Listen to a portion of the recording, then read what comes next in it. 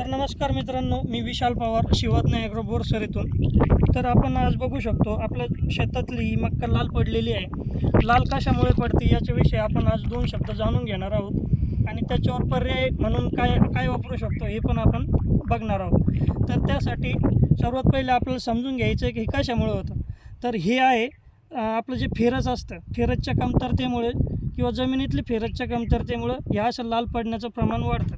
तर यासाठी आपण इड्डा फॉर्ममध्ये फेरस घेऊन आलेलो आहे. सह्याद्री कंपनीचं प्रोलिक्स या नावाने. आपण कोणत्याही कंपनीचंही वापरू शकता, पण ते इड्डा फॉर्ममध्ये असलं पाहिजे.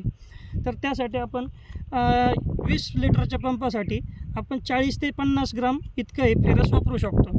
तर अशाच नवनवीन व्हिडिओसाठी आपण शिवाज्ञ ॲग्रो आपण म्हणजे हा व्हिडिओ आपण जर यूट्यूबवर बघत असाल तर शिवाज्ञ ॲग्रो या चॅनलला सबस्क्राईब करा आणि इंस्टाग्रामवर जर बघत असेल तर आपण नक्कीच फॉलो करू शकता व नवनवीन व्हिडिओ असेच बघू शकता.